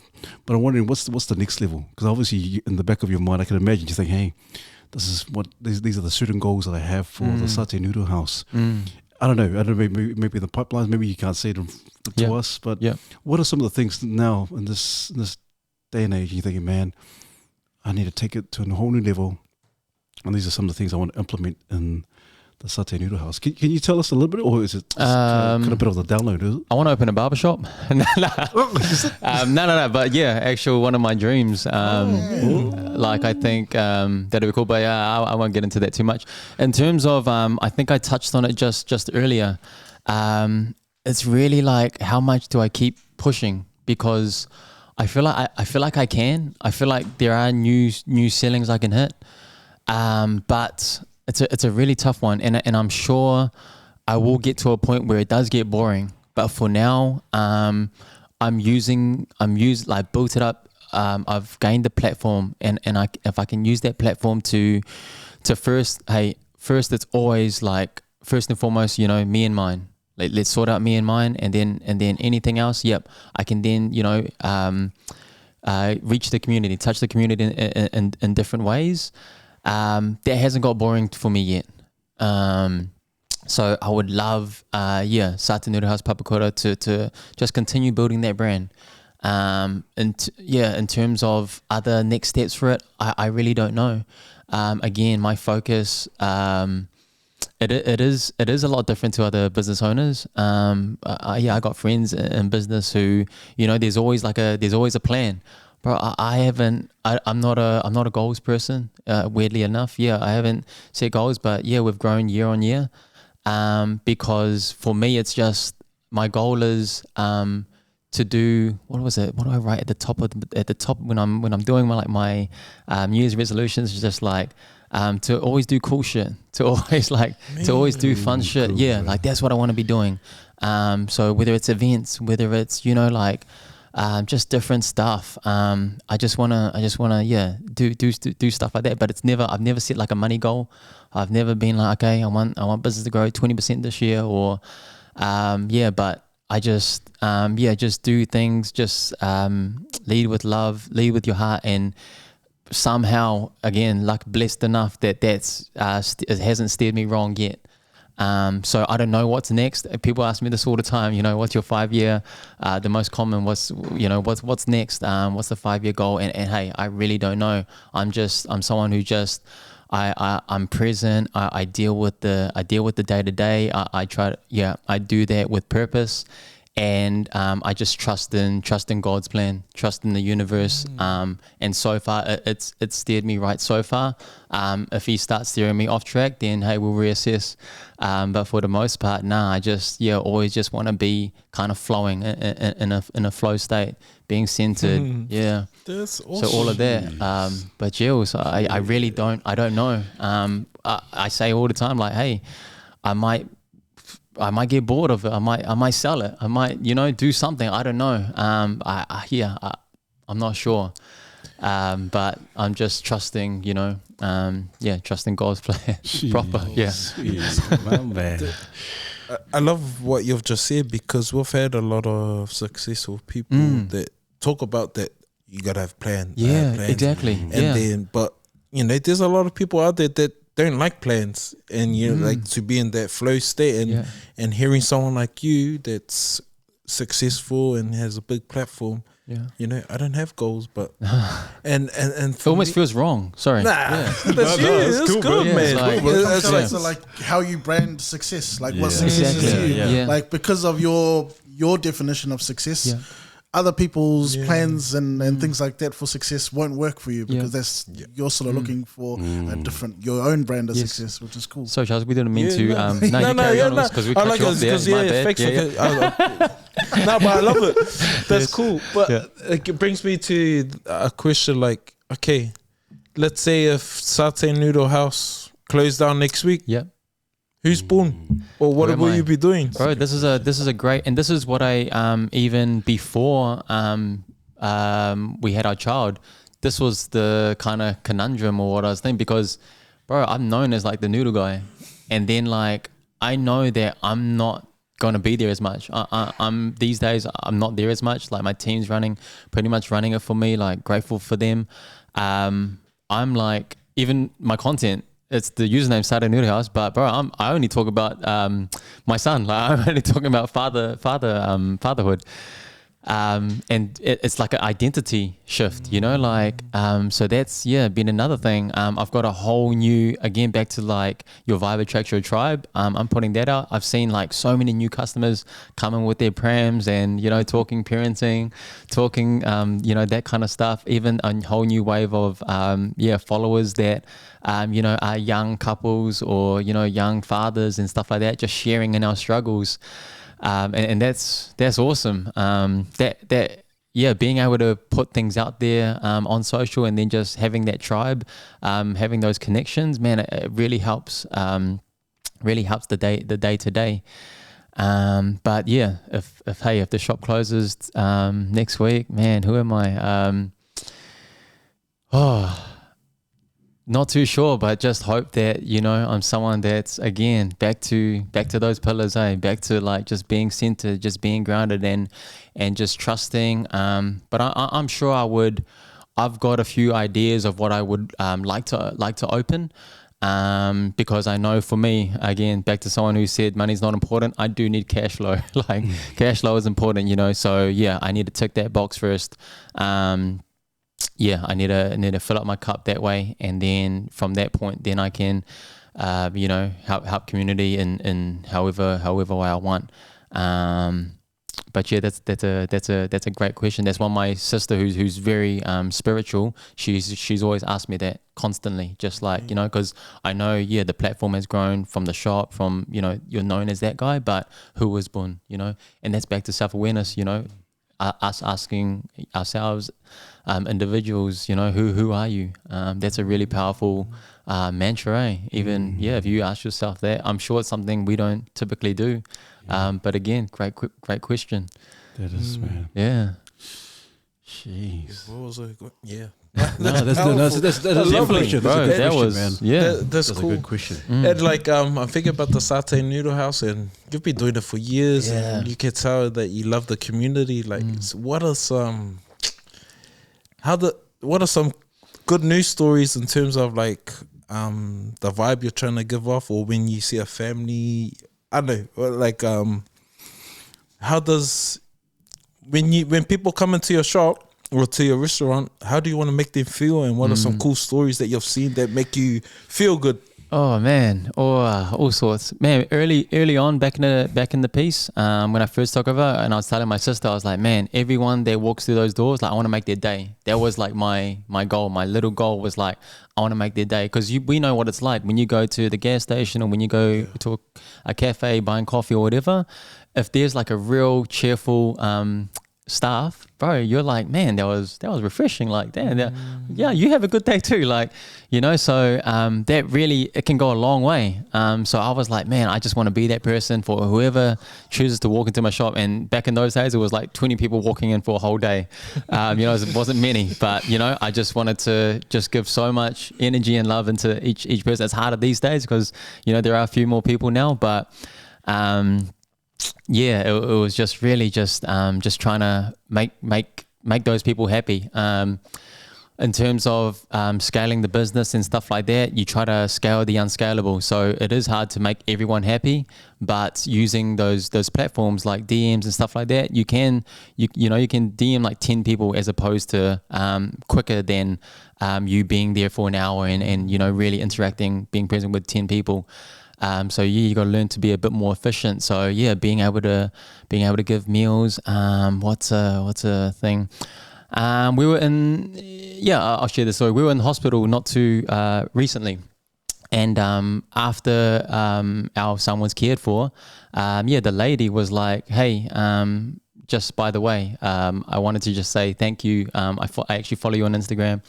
Thank you for the content. And I actually received like, you know, one of your meals when you did it for the nurses and stuff like that. And, you know, just sharing gratitude. And I was like, damn. And that might've been from a year or two ago, you know? So again, back to just giving, without expectation of, you know, anything in return. Sometimes you get the fruits later. And that's like, that was just little things like that, it's just really, really touching. Plenty of stories, Ooks. But yeah, just hard to think of them on the spot. Yeah, that's cool. Damn. And one thing I was curious about was sort of proximity to culture. Yes. Things like language being passed down is a big thing, True. especially for those of us that are born here. Yes. Having parents or grandparents that have come over only speaking the language. Yes. Yeah. What's that process sort of been like for you? For our son or for me? for yourself, but True. then also looking forward in terms of for your son. Yeah. So I speak a little bit of Cambodian, but a little bit of Chinese, Teochew, which is a Chinese dialect that we speak. But predominantly English. When I go to Cambodia though, I'm surprised at how much, you know, I can retain. I can get us around. I can, you know, like have, you know, muffled conversations. So yeah, lucky I've been able to keep that little bit. In terms of our son, oh man, that's a whole nother, that's tough. But mum, so his grandma, my mum, she talks to him in Chinese. So yeah, and I think that's cool, you know, like he'll, I don't know for how long, but hopefully he takes a bit of that. But it's important, right, to if you can, but hey, it's very difficult if I'm not fully fluent in it. And but it'll be awesome if he could speak the language. Yes, that's cool, man. Cool, man. That's so cool. Hey, also, I know we're conscious of time as well, but bro, it's just been so enlightening. Yes, and just really rich what you're saying and what you have said tonight.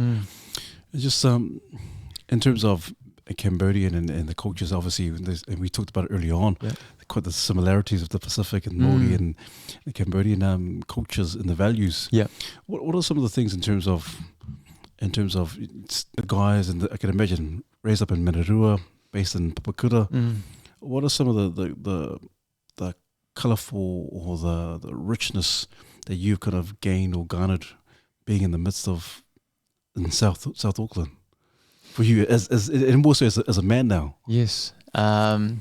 Man, it's just home. I think, that's the first thought that springs to mind.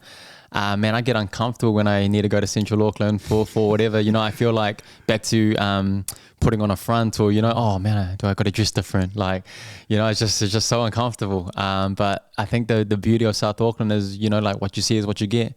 A lot of people see it like, oh man, that's hoary or stuff like that. But bro, that's real.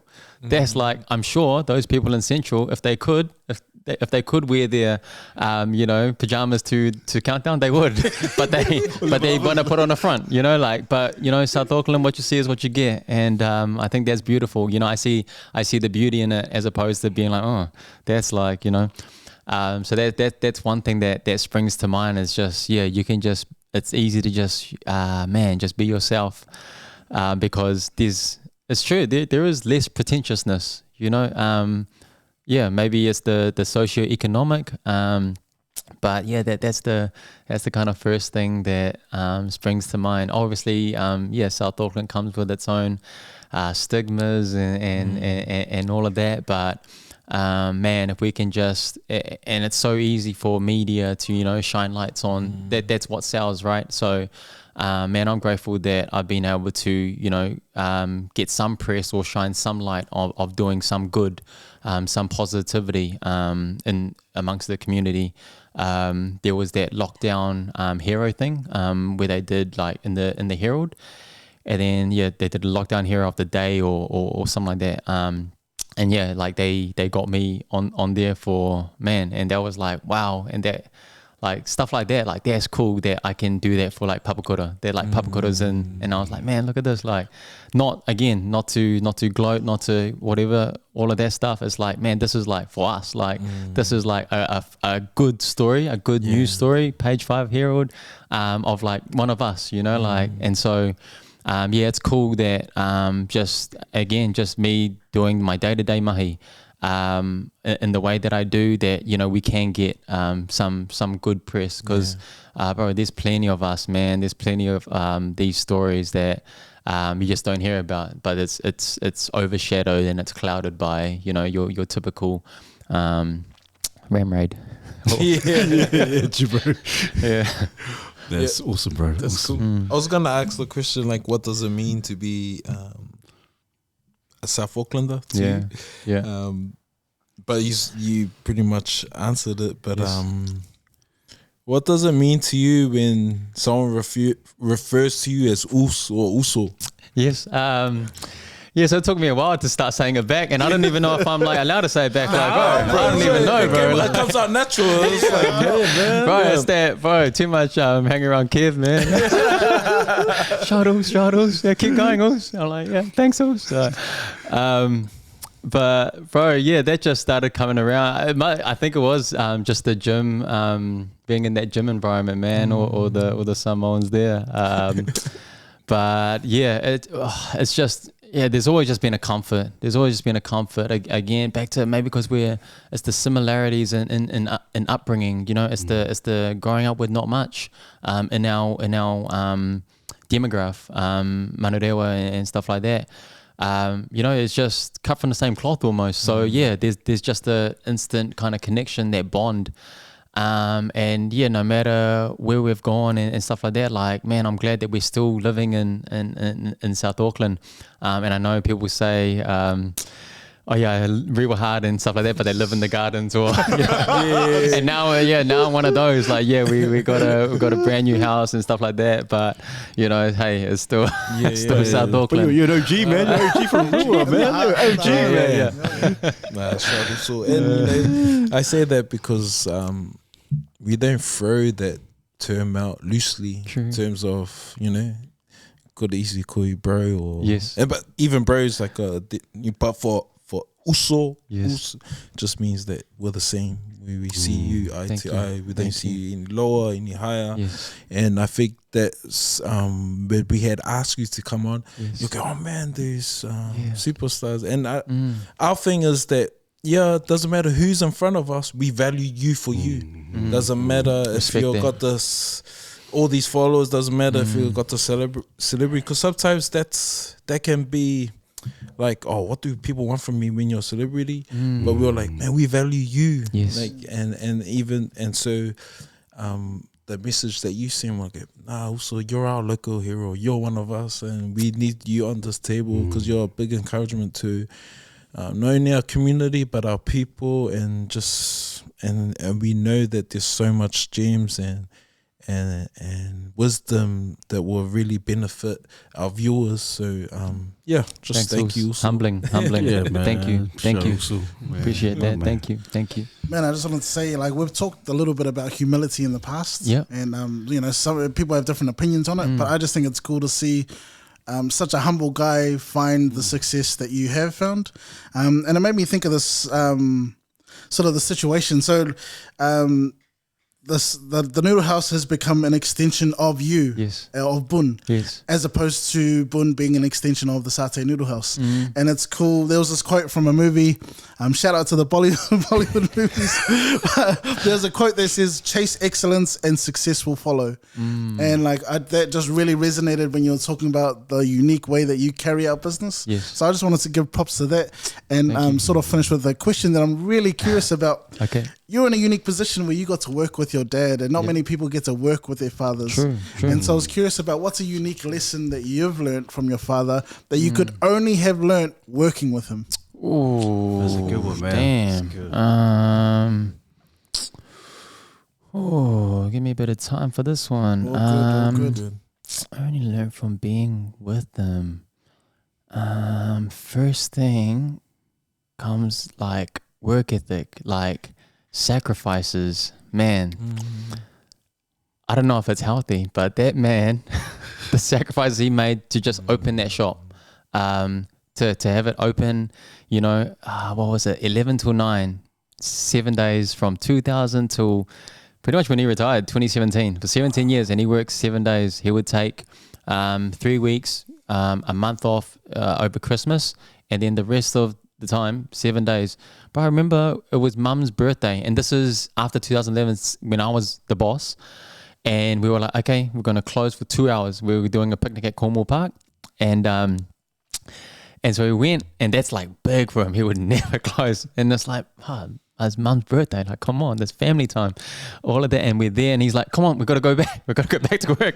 And I'm like, I think I was maybe like 2 beers deep. So I was like, man, I was having fun. We're playing cricket and stuff like that. Like, man, I was like, oh, can we not just wait like half an hour, another, like one more drink? And he's like, no, we've got to go. So, hey, again, I don't know if that's healthy or what. Again, everyone's different in their balance. But for, man, that man, my dad, sacrifices, like, that's where I learned. And then I went on my journey, sacrifices too, because if people looked at me and how I did 2011 to 2017, even 2017 to now, bro, that was 2011. I'm 22, 23 at that time. I worked 22 to 29, 7 days, 70 hours, 80 hours a week. Didn't miss a day. I remember one year I took like 2 days off or something like that. One was for a wedding, and yeah, you know, like, yeah, and I'm proud of myself now that I can look back and say, man, like, I don't know how, but I actually did that. Like, I actually, yeah, learned those sacrifices, learned that work ethic, because now, back to self-awareness now, whatever you say about me now, man, I know I earned it. And that's probably one of the best feelings in life, is knowing that you earned it. Not that you deserve it or you know, like you're given it or anything like that, but just knowing that everything that you've got, you know, like you deserved it, you really worked for it. And being proud of yourself, that's like when you really sit and you reflect and you genuinely feel that, man, it's a powerful and liberating place to feeling to experience and place to be. But yeah, maybe it's sacrifice. Yeah, That's man. Yeah. Thanks for that question. That's a real grip, man. That's a real grip, man. It's like, because that is a good question. What Jay was saying. But I'm wondering, was there ever a time when you saw mum and dad work, and then obviously the long hours? Were there times when you saw the hardship? Obviously, you would have seen the hardships and the struggles. Yeah. Were there moments where you just broke? You like, man, you saw mum and dad go through some of the hardship. Maybe not. Maybe it was like, no matter, and I apply this for me now, like, no matter what they're going through there, bro, it's still better than what they had back home.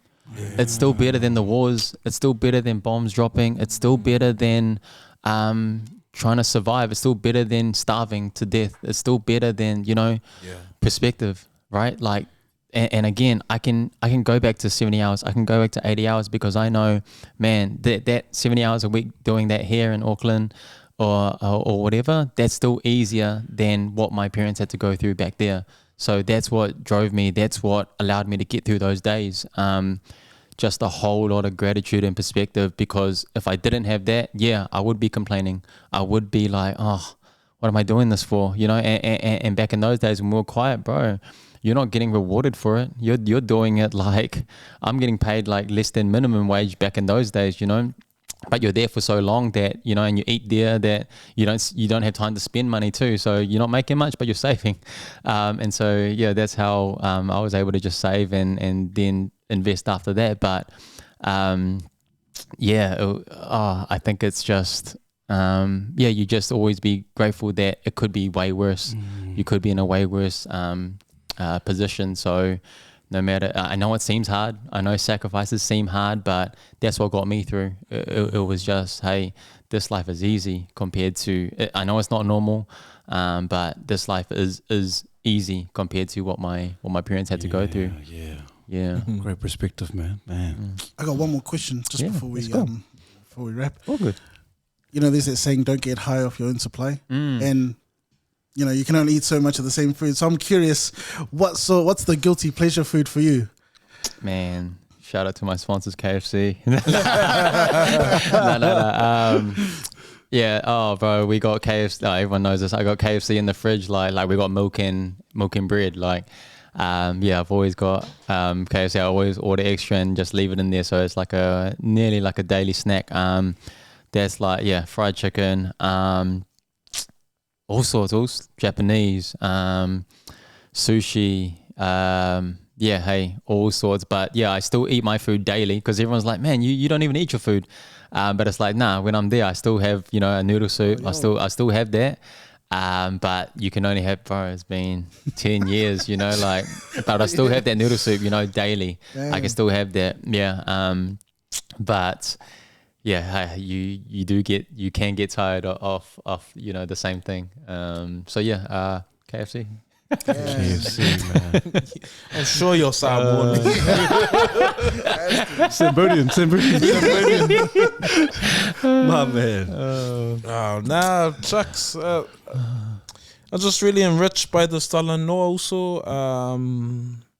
Just hearing your heart, hearing, man, the story of your parents, and just you being able to carry on that legacy, but also paving your own way, and just you being grounded in that process, and just really excited in this new season that you're in. Yeah, and I look forward to catching up in a few years' time and see where you're at. And but I'm just really blessed to be able to have this talanoa, and I know for sure that people, our audience that will watch this episode will really capture so many nuggets. And you're South Auckland, Cambodian, Gary V.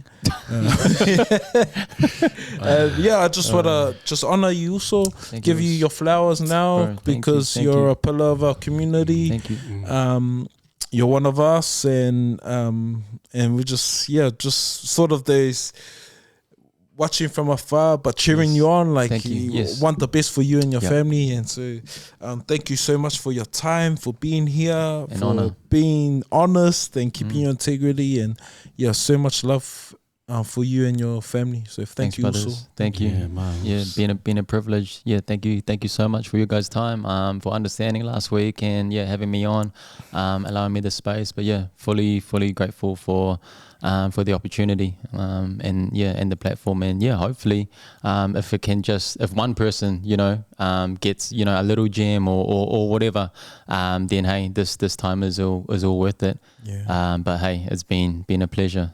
Thank you. Oh man, thank you, man. Jay, you want to say something? Yeah, sure. So I just wanted to sort of tautoko that you mentioned, and this in the very first message you sent back. Yes. You had mentioned about if it can help one person, you'll do it, even no matter how you felt about it personally. Yes. And so I just wanted to honor you for that. And you mentioned something that your dad had said. After your sisters were paying for the food in Cambodia, and he mentioned, I've got to do something for myself, and sort of doing whatever it takes. And we talked a little bit about legacy, and I just think what a cool legacy that you've been able to honor your father in this way.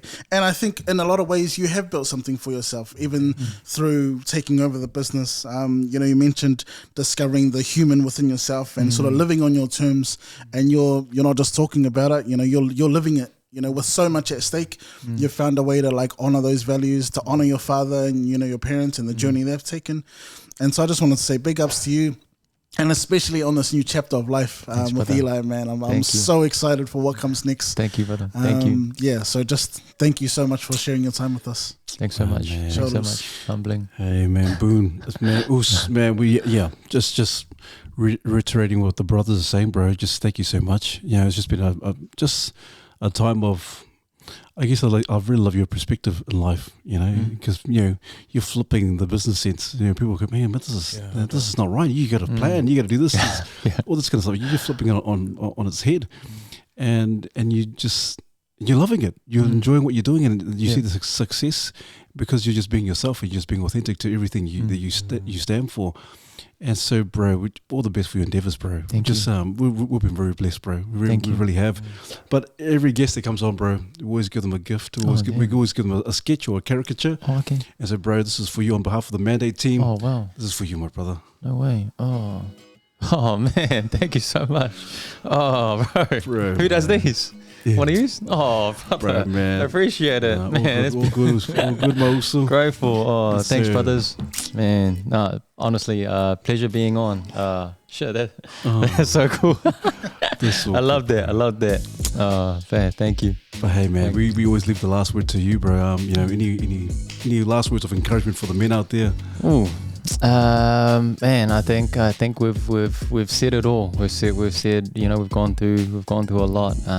But yeah, just find yourself. That's the hardest thing. Sometimes the biggest learnings are the unlearnings. We're groomed, we're conditioned to think so many things, but just find yourself, and a lot of that might be through just unlearning what we've been taught through parents even.